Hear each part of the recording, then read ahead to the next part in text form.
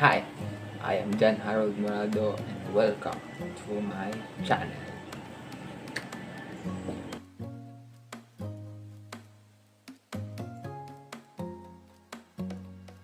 And so today we are gonna talk about badminton.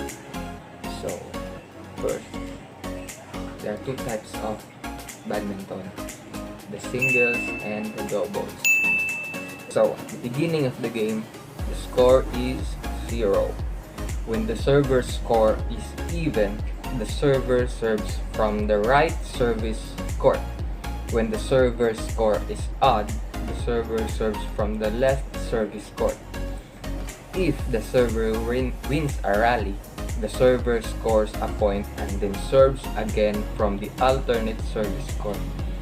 If the receiver wins a rally, the receiver scores a point and becomes the new server.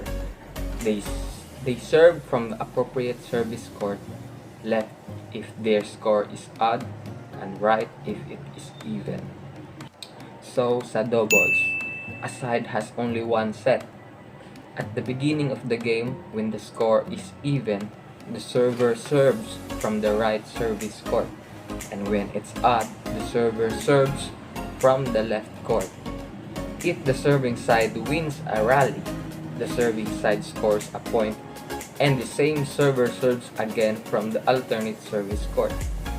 If the receiving side wins a rally, the receiving side scores a point. The receiving side becomes the new serving side.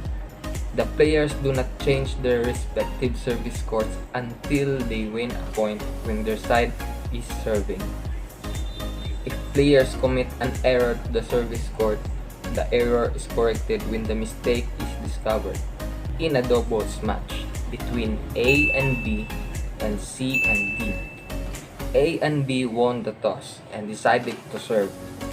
A to serve C. A shall be initial server while C shall be the initial receiver. So sa scoring system na sabta, a match consists of best of 3 games of 21 points. Every time there is a serve, there is a point scored. The side winning a rally adds a point to its score. At 20 all, the side which gain a 2-point lead first wins the game. At 29 all, the side scoring the 30th point wins that game. The side winning a game serves first in the next game. And so, sa interval change of ends na sabta, when the leading scorer reaches 11 points, the players have a 60-second interval. A 2-minute interval between each game is allowed. In the third game, players change ends when the leading scorer reaches to 11 points. So, kung magdula kag badminton, dapat na kay racket.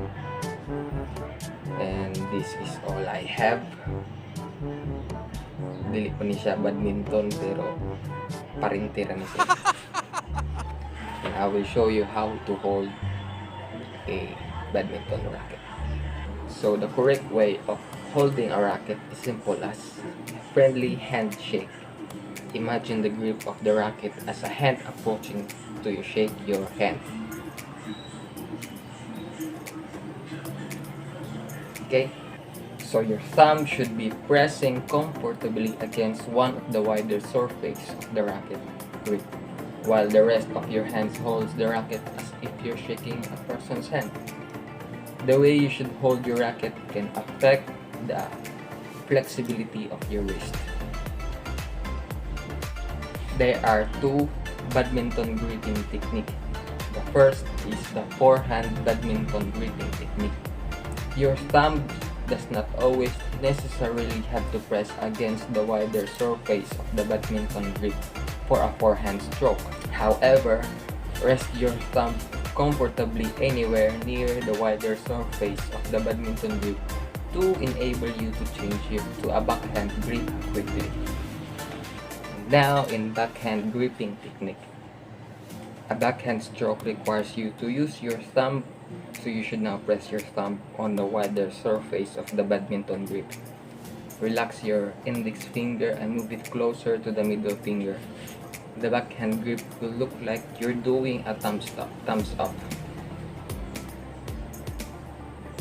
Just remember, the finger action plays an important role in generating the strength of badminton stroke. Push your index finger forward for a forehand strokes.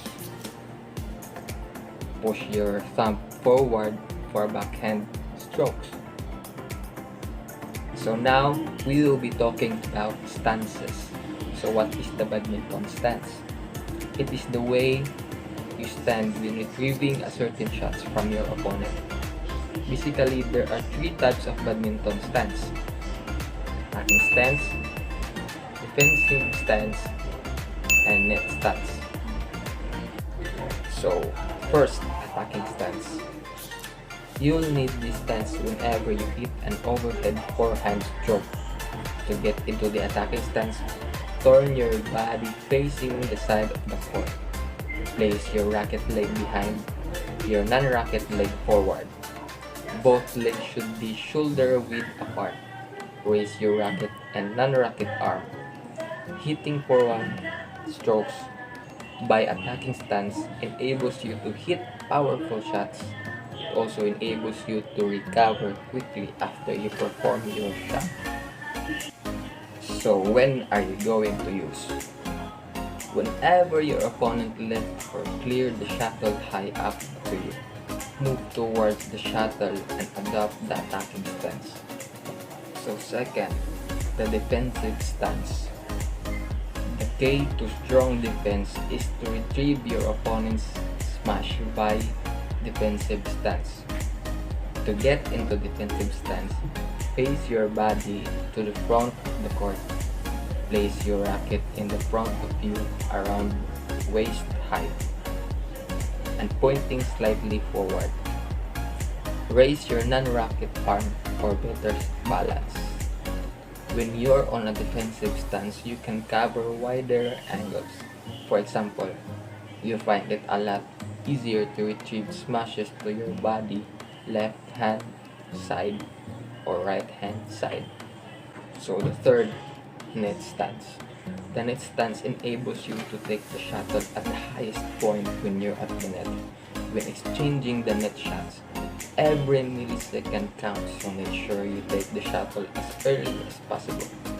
To get into the net stance, place your racket foot forward, non-racket foot at the back.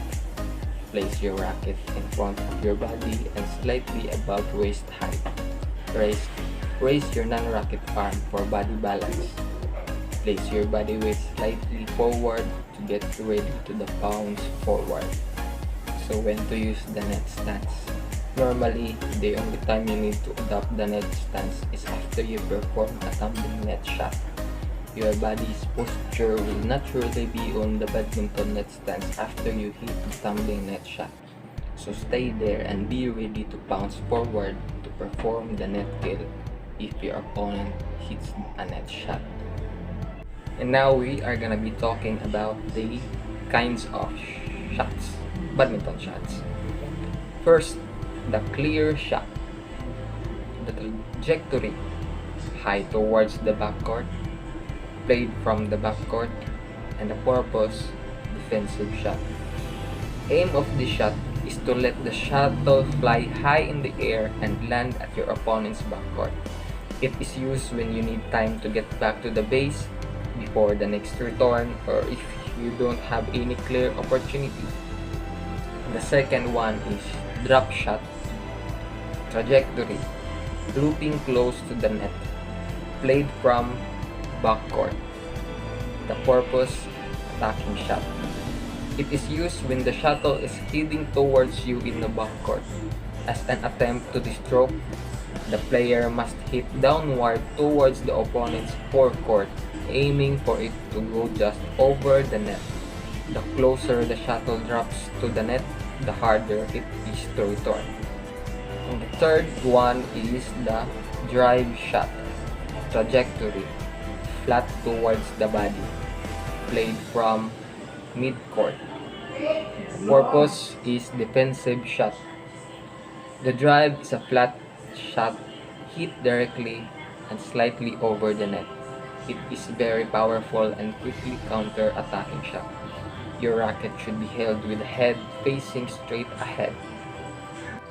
Fourth, the smash. Trajectory close to the net. Played from backcourt and midcourt. Purpose to provide less time for the opponent. Most lethal shot in badminton. It can be defined as a drive angled downwards. It can be used when the shuttle is high in the air and angled downwards. Fifth, the net lift trajectory, high towards the backcourt, played from forecourt. Purpose, defensive shot. The net lift sends the shuttle high up to your opponent's baseline. It is hit from the very close to the net. And the last one is the net kill. Trajectory, flat to and downwards. Played from the forecourt. Purpose, to end a rally. A very useful shot to end a rally when your opponent executes a poor net shot. You're too high. So that's it for today. Thank you for staying until the end of the video. See you next time. God bless.